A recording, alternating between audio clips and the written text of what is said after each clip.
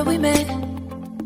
I can tell by Hindi का मूल ज्ञान, बेसिक नॉलेज, मौलिक ज्ञान जिसको कहते हैं, वो हासिल करेंगे। तो हम शुरू करते हैं।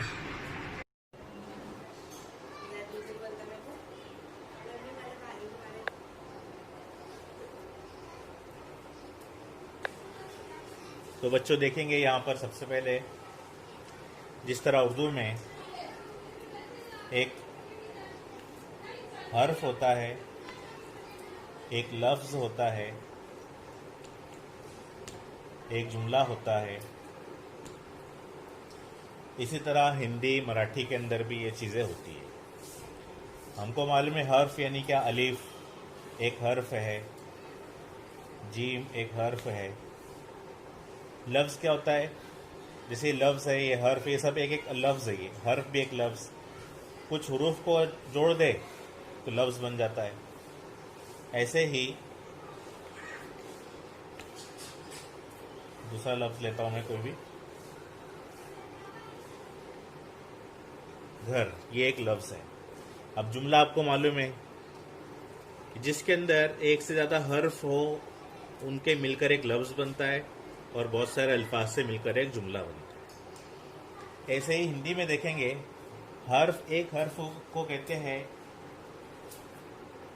अक्षर, अक्षर, अक्षर कहते हैं एक हर्फ, चाहे वो ओ हो या को हो या खो हो, को, खो, गो वगैरह,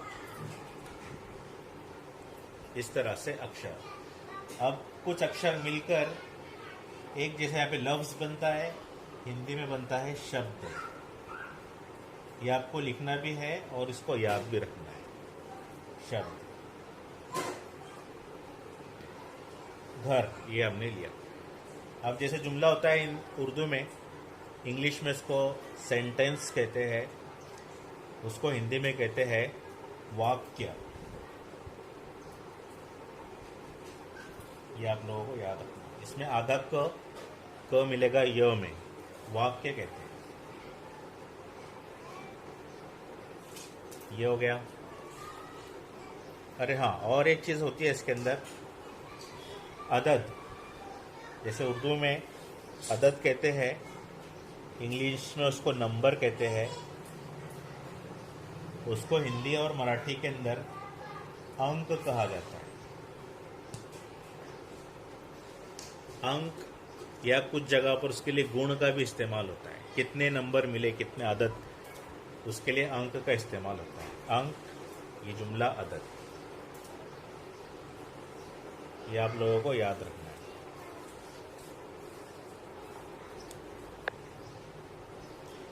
इसके बाद अगला जो टॉपिक रहेगा वो हमारा अल्फाज की किस्में। जैसे हम उर्दू में कहेंगे अल्फाज की किस्में, तो उसको हिंदी में कहते हैं शब्दों के प्रकार।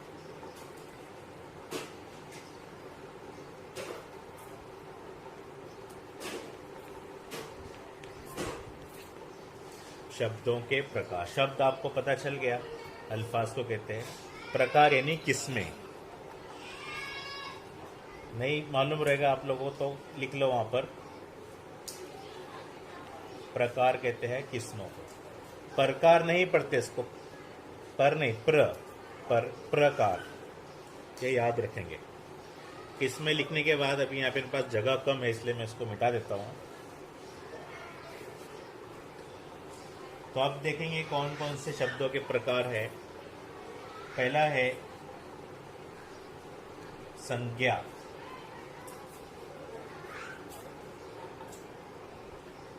संज्ञा के बाद दूसरा आता है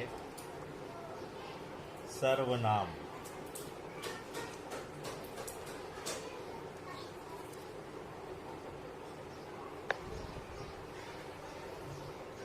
तीसरा है विशेषण।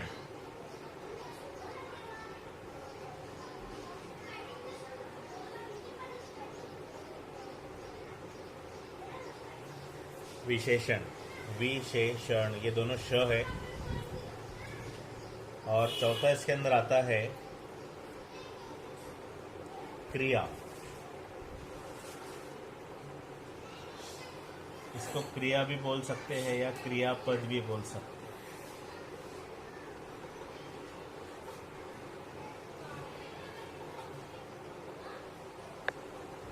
अब देखेंगे यहाँ पर संज्ञा, यानी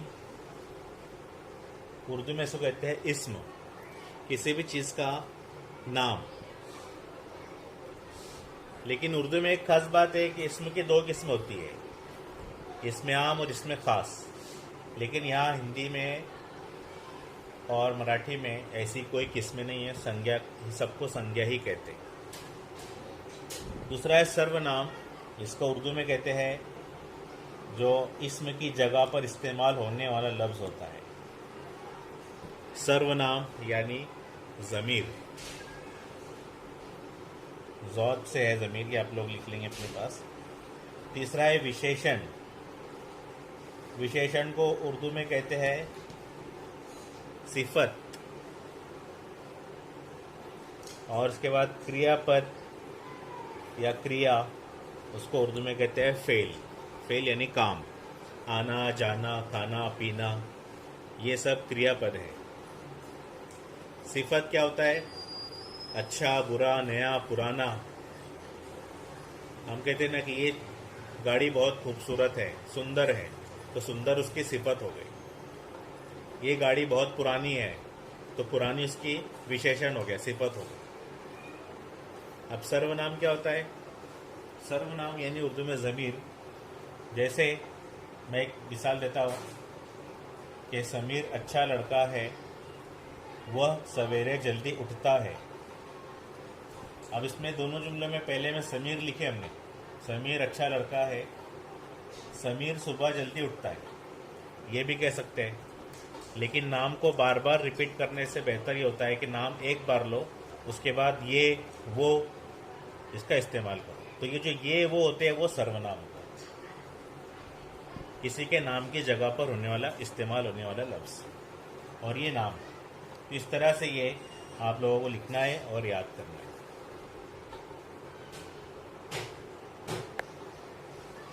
हिंदी के व्याकरण जिसमें कहते हैं ग्रामर। व्याकरण में बहुत सी चीज़ें हैं, जिनमें सबसे पहले हम देखते हैं अव्यय।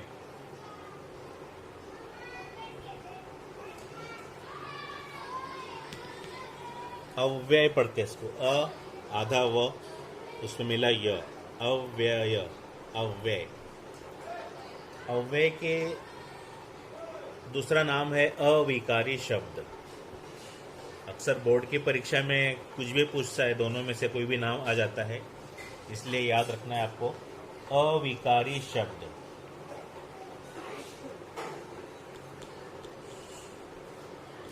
अविकारी शब्द या अव्यय शब्द, ऐसे शब्द जिनकी वाहिद जमा नहीं होती, मुज़क्कर मुअन्नस नहीं होता, या काल का या लिंग पुल्लिंग का उसके ऊपर कोई प्रभाव नहीं पड़ता, असर नहीं पड़ता, वो अपनी शक्ल को बदलते नहीं, ऐसे शब्द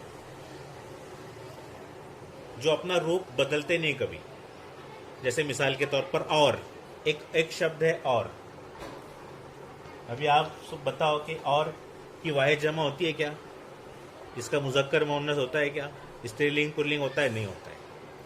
तो ऐसे जो शब्द हमारी बातचीत के दरमियान में आते रहते हैं, इनको अव्यय शब्द कहते हैं। ये एक शॉर्टकट तरीके से मैंने आपको आसान तरीके से समझा दिया। अभी इसको अगर आगे लिखेंगे तो फिर आपके पूरा तरह समझ में आ जाएगा। जब हम बोलते हैं ना लेकिन, अगर, मगर, चूंकि, चुनांचे, किंतु, परंतु, अथवा, क्यों, ये सारे शब्द जो है अव्यय होते हैं। अब हम उसकी प्रकार देखेंगे, अव्यय के प्रकार।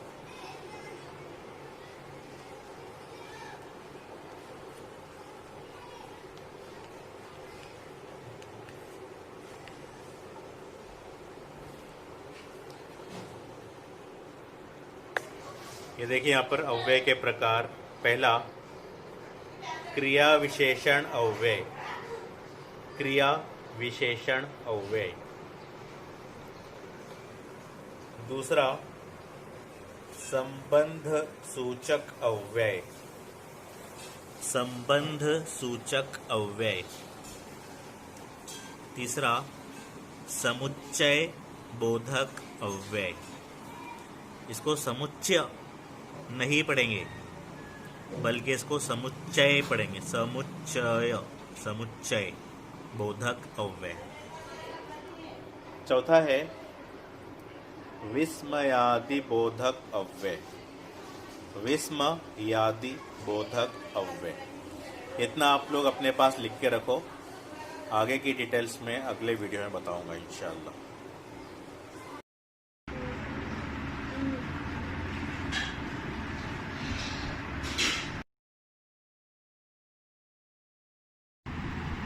सबसे पहला है क्रिया विशेषण अव्यय। इसमें देखिए यहाँ पे लिखी है उसकी तारीफ। जो शब्द मात्रा यानी मिकदार, दिशा यानी सिमत और समय यानी वक्त से संबंध रखते हैं, ऐसे शब्दों को क्रिया विशेषण अव्यय कहते हैं। उदाहरण कम, अधिक, ज़्यादा, ये मिकदार से ताल्लुक़ रखने वाले, धीरे धीरे भी कम ज़्यादा से ताल्लुक़ रखने वाला, इधर उधर ये सिमत दिशा से, यहाँ वहाँ, आगे पीछे, दाएं बाएं, ऊपर नीचे, अचानक, अभी अभी, आजकल, तब तक, और बस, ये सब क्रिया विशेषण अव्यय। दूसरा है संबंध सूचक अव्यय। जिन शब्दों में पहले से या के आता है और कभी कभी की भी आता है। देखिए यहाँ पे जिन शब्दों से पहले के से आते हैं उन्हें संबंध सूचक अव्यय वो होते हैं। उदाहरण, उसकी मिसाल, से बड़ा, से पहले, के जैसा, के पश्चात, से पुराना, के बाद, के साथ, से अच्छा, की तरह। यह गया संबंध सूचक अव्यय। इसके बाद है समुच्चय बोधक अव्यय। जो शब्द दो वाक्यों को जोड़ता है या दो वाक्यों के बीच आता है। जैसे मैं एक मिसाल देता हूँ कि वह स्कूल पहुँचा परंतु स्कूल बंद था। स्कूल बंद था, ये एक वाक्य है। वह स्कूल पहुँचा, ये दूसरा वाक्य है। और दोनों के बीच परंतु है। तो लेकिन, परंतु, अथवा, और, एवं, अतएव, की, तब, जब, ये जो शब्द है ये सब समुच्चय बोधक अव्यय। और जो है और, ये दोनों में आ सकता है। अगर ये दो जुमलों को जोड़ता है तो समुच्चय बोधक होगा। और अगर ये, जैसे हम कहते हैं ना कि और दो, तो ये क्या हो गया? क्रिया विशेषण अव्यय, समुच्चय बोधक अव्यय।